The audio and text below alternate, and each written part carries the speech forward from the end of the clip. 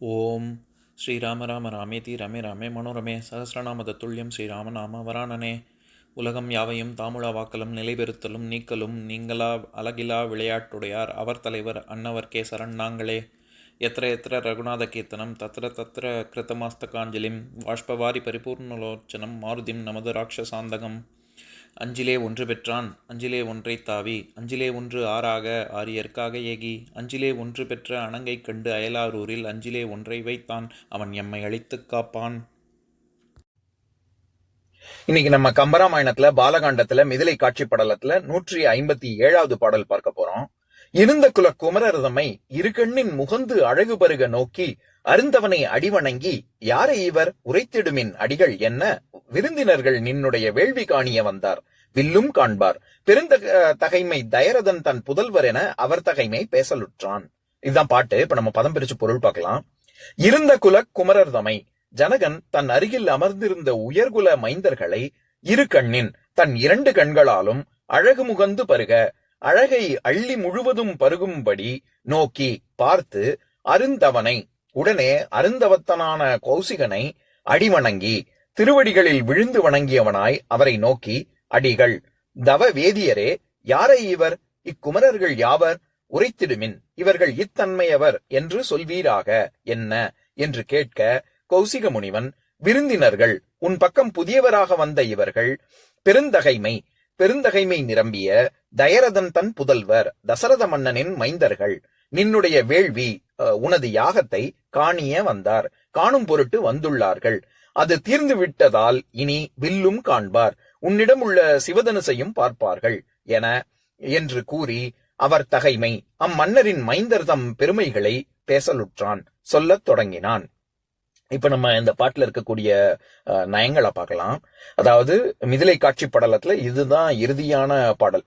இதற்கு அடுத்து குலமுறை கிளைத்த படலம் தான். அதாவது தசரதனுடைய இவர் ராமலட்சுமணர்களுடைய குலப்பெருமையை பத்தி இனிமே அடுத்து விஸ்வாமித்திரர் ஜனகனுக்கு சொல்லுவாரு. ஏன்னா இந்த பாடல்ல கம்பர் சொல்ல வர்ற கருத்து என்ன, ஜனகன் விஸ்வாமித்திரர் கிட்ட கேட்கிறாரு, இவருக்கு இந்த மைந்தர்கள் உன் பக்கத்துல இருக்காங்களே இந்த ராமலட்சுமணர்கள் இவங்க 2 பேரும் யாரு அப்படின்னு கேட்கிறாரு. அதனை தொடர்ந்து விஸ்வாமித்திரர் சொல்ல போறாரு இவங்களுடைய குலப்பெருமையை. அதுதான் இனி அடுத்த படலத்துல பார்க்க போறோம். அதனால மிதிலை காட்சி படலத்துல இதுதான் கடைசி பாடல். இதுல இப்ப இருக்கக்கூடிய சில நுட்பங்களை பார்க்கலாம். இந்த இடத்துல யாரை இவர் யார் இவர் அப்படின்னு தானே கேட்கணும். அந்த இடத்துல யாரை இவர் அப்படின்னு கேட்கிறாரு. அந்த இடத்துல ஐகாரம் சாரியை இடைச்சொல். நான் எப்பவும் சொல்ற உதாரணம் தான். இறைவன் அப்படிங்கிற சொல்லுக்கு வகுபத உறுப்பிலக்கணப்படி இரு கூட்டல் ஐ கூட்டல் அன் தான். இருன்னா ரொம்ப எங்கும் வியாபித்து இருக்கிறது, இறுக்கி கட்டு அப்படின்னு சொல்றோம்ல, அந்த தன்மை. அடுத்தது ஐங்கிறது அந்த இடத்துலயும் சாரியை. அண்ணுங்கிறது ஆண்பால் விகுதி கிடையாது, அது தலைமை பண்பை குறிக்கக்கூடிய விகுதி. நான் எப்பவும் சொல்ற உதாரணம் தான்.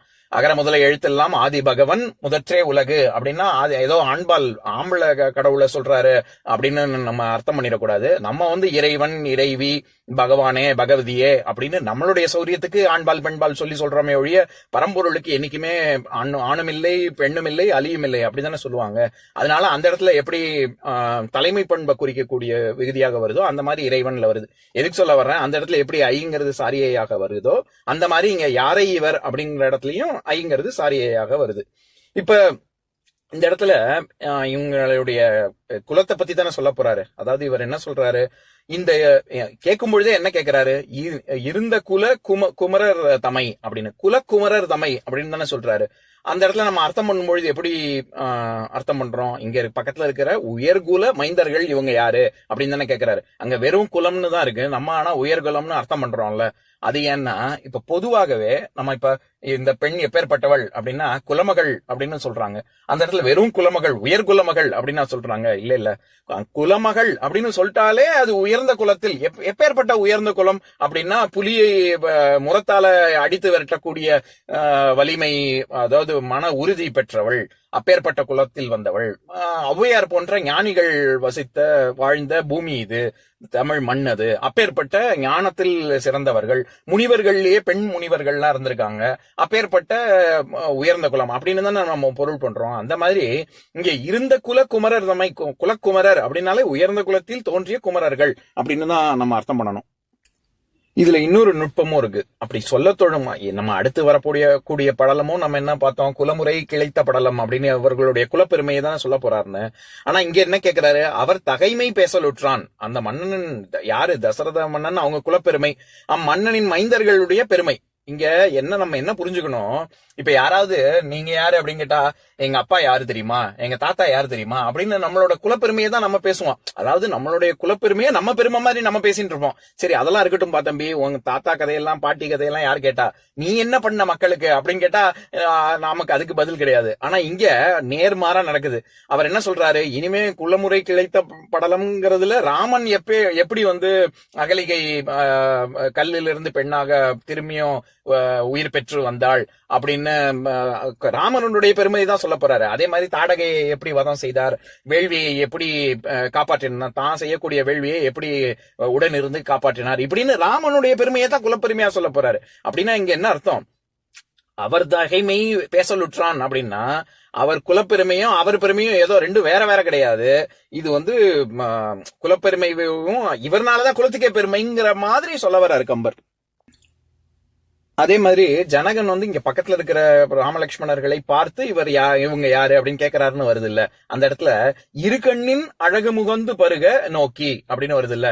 ரெண்டு கண்ணால பார்த்து அப்படின்னு, ரெண்டு கண்ணால பார்க்காம ஒரு கண்ணாலையா எல்லாரும் பாக்குறோம், எல்லாருமே ரெண்டு கண்ணால தான் பாக்குறோம். ஆனா இந்த இடத்துல கம்பர் சொல்ல வர்ற கருத்து என்னன்னா, இப்ப உதாரணத்துக்கு யாரோ ஒருத்தவங்க இன்னொருத்தவங்கள கொலை பண்ணிடுறாங்க, அப்போ சாட்சி சொல்றாங்க.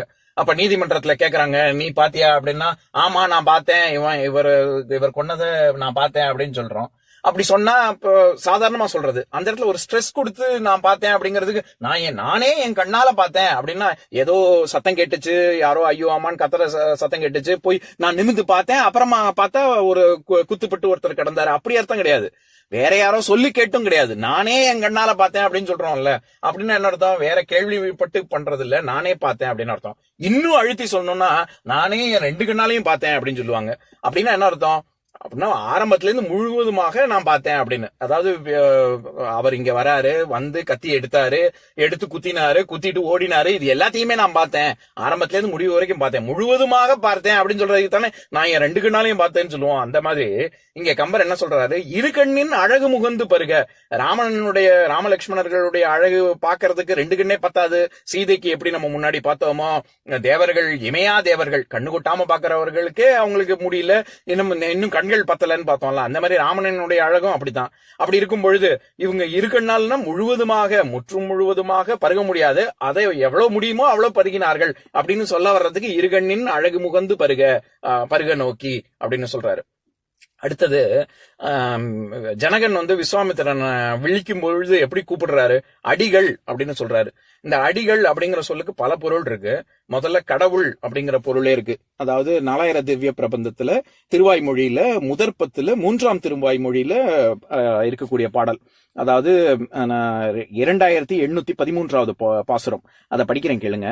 பத்துடை அடியவர்களுக்கு எளியவன், பிறர்களுக்கு அரிய வித்தகன், மலர்மகள் விரும்பும் நம் அரும்பெறல் அடிகள், மத்துரு கடைவெண்ணெய் களவினில் உரலிடை யாப்புண்டு, எத்திரம் உரலினோடு இணைந்திருந்து ஏங்கியே எளிவே அப்படின்னு நம்மாழ்வார் பாசுரம். அதுல பத்துடை அடியவருக்கு எளியவன், பற்றுடைய அடியவர்களுக்கு நான் எளியவன், இது விஷ்ணுவ சொல்றாரு, அவர் எளியவன். பிறர்களுக்கு அரிய வித்தகன், நாஸ்திகர்களுக்கு அவன் அகப்பட மாட்டான். மலர்மகள் விரும்பும் நம் அரும்பெறல் அடிகள், திருமகள் விரும்பக்கூடிய நம் சுவாமி. மத்துரு கடைவெண்ணெய் களவினில், வெண்ணைய திருடும் பொழுது உரலிடை யாப்புண்டு, மார்பு கட்டுண்டு, எத்திரம் உரலினோடு இணைந்திருந்து ஏங்கிய எளிவே. நீ எல்லா உலகத்தையே சிருஷ்டி பண்ணவன், நீ அப்படி இருக்கும் பொழுது நீ ஒரு உரல்ல கட்டுண்டு சும்மா ஒரு மாய செயல் செய்தாய் அப்படின்னு சொல்லி நம்மாழ்வார் சொல்லுவார். எதுக்கு சொல்ல வரேன், அந்த பாடல்ல மலர்மகள் விரும்பும் நம் அரும்பெறல் அடிகள் அப்படின்னு வர்ற இடத்துல அடிகள்ங்கிறது சுவாமி கடவுள்ங்கிற பொருள்ல தான் வருது. அடுத்தது ரொம்ப பெரியவங்க, மரியாதை கொடுக்கக்கூடியது, அதுக்கும் நம்ம அடிகள் அப்படின்னு சொல்லுவோம். இப்ப பொதுவா சொல்லணும்னா, சிலப்பதிகாரத்தை இயற்றியவர் இளங்கோ அப்படின்னு நான் சொல்றோம் இல்லையே. இளங்கோ அடிகள் அப்படின்னு சொல்றோம். அந்த இடத்துல அடிகள்ங்கிறது மரியாதையை குறிக்க வருது. அதே மாதிரி குருமார்களை சொல்லும் பொழுதும் மறைமலை அடிகளார், ராமலிங்க அடிகளார் அப்படின்னு அடிகளை சொல்றோம்ல, அந்த இடத்துல குருமார்களை குறிக்குது. நம்ம இது திருத்தொண்ட தொகையில தில்லை வாழ் அந்தனர்தம் அடியாருக்கும் அடியன், அடியன்கிறது சர்வீஸ் பண்றேன், நான் உங்களுக்கு அடிமையாக இருக்கேன், சர்வெண்டாக இருக்கேன் அப்படின்ற பொருள். அடியாருக்கு அடியன், அந்த இடத்துல அடியார் அப்படிங்கிறதும் குருமார்களை தான் குறிக்குது. அதை தவிர மூத்தவர்கள் ரொம்ப, இப்ப இங்கிலீஷ்ல ராணிகளை சொல்லும் பொழுது ஹர் மெஜஸ்டி அப்படின்னு சொல்றோம்ல, அந்த இடத்துல அந்த மாதிரியும் தமிழ்ல பெருமாட்டிகளை சொல்லும் பொழுது அடிகள் அப்படிங்கிற சொல் வரும். இந்த இடத்துல நான் எப்பவும் சொல்ற உதாரணம் தான். இந்த இடத்துல கல் விகுதி ஏதோ பன்மைன்னு நினைச்சிடக்கூடாது. அது மரியாதை குறித்து வரக்கூடியது. இப்போ இதுல நான் எப்பவும் சொல்ற உதாரணம், ஏன்னா நான் பர்சனலா நான் பார்த்தது இது அழகிய தமிழ் மகன் அப்படின்னு ஒரு படம் வந்தது இல்ல, அதுல ஒரு குரு வரார் வழி விடுங்கோ, ஒரு குரு வரார் வழி விடுங்கோ அப்படின்னு சொல்லி சந்தானத்தினுடைய காமெடி இருக்கும். அப்பெல்லாம் நான் அவரை ரசிச்சது உண்டு அதை. ஆனா அது இலக்கணப்படி அது தப்பு. நம்ம அந்த இடத்துல குருக்கள் அப்படின்னு சொல்றதே மரியாதை கருதி சொல்றோமே ஒழிய, நிறைய குரு இருக்காங்க அதனால குருக்கள்னு நம்ம சொல்றது இல்ல. சுவாமி கோவில் குருக்கள்னு சொல்றதே ஒரு குருவை தானே சொல்றோம். அந்த இடத்துல மரியாதை, அதாவது இப்ப யாராவது மாண்புமிகு முதலமைச்சர் அவர்களே அப்படின்னு தான் சொல்றோம். ஒருத்தர் தானே, முதலமைச்சர் 10 பேரா இருக்காங்க, ஒருத்தர் தான் இருக்காங்க. ஆனா மாண்புமிகு முதலமைச்சர் அவரே அப்படின்னு நான் சொல்றோம் இல்லையே. எதுக்கு சொல்ல வரேன், இந்த இடத்துல அடிகள் அப்படிங்கறதும் அது பன்மை விகுதி கிடையாது. அதுல இந்த மாதிரி பொருள் இருக்கு. இதை தவிர முனிவர்கள் அப்படிங்கிற பொருள்லயும் இருக்கு. அந்த அர்த்தத்துலதான் இங்க வருது. அதனால அடிகள் அப்படிங்கறத நம்ம தவ வேதியரே அப்படின்னு தானே அர்த்தம் பார்த்தோம். அடுத்தது நின்னுடைய வேள்வி காணிய வந்தார் அப்படின்னு நம்ம பார்த்தோம்ல. அதாவது காணிய அப்படிங்கிற சொல்லுக்கு செய்ய என்னும் வாய்ப்பாட்டு வினையச்சம். அது காண்பதற்காக வந்தார் அப்படின்னு. இந்த வில்லும் காண்பார் அந்த இடத்துல நம்ம இது அவளும் அண்ணலும் நோக்கினான் அவளும் நோக்கினாள் அப்படிங்கிற பாடல்லையே பார்த்திருக்கோம். இது நன்னூல் நூற்பா, எச்சம் சிறப்பே ஐயம் எதிர்மறை முற்றே எண்ணே தெருநிலை ஆக்கம் என்று அப்பால் எட்டே உண்மை சொல்லே அப்படின்னு 8 பொருள்ல வரும் உம்முங்கிற இடைச்சொல். இதுல எச்ச பொருள்ல தான் வந்திருக்கு. அப்படின்னா என்ன, வில்லும் காண்பார் அப்படின்னா மத்தவங்க எத்தனை பேர் வந்திருக்காங்க அங்க வேள்வி நடக்கிற இடத்துல, எல்லாரும் வேள்வியை பார்க்கத்தான் வந்திருக்காங்க. ஆனா ராம லட்சுமணர்கள் அப்படி இல்ல, வில்லும் காண்பார் அப்படின்னா வேள்வி மட்டும் பார்க்க மாட்டாங்க. நீ சிவதனுசோட இது யாரு முறிக்கிறாங்களோ அவங்களுக்கு தான் சீதையை கல்யாணம் பண்ணி கொடுப்பேன்னு சொன்னியே, அந்த வில்லையும் பார்ப்பதற்கு வந்துள்ளார்கள் அப்படின்னு சொல்றாரு.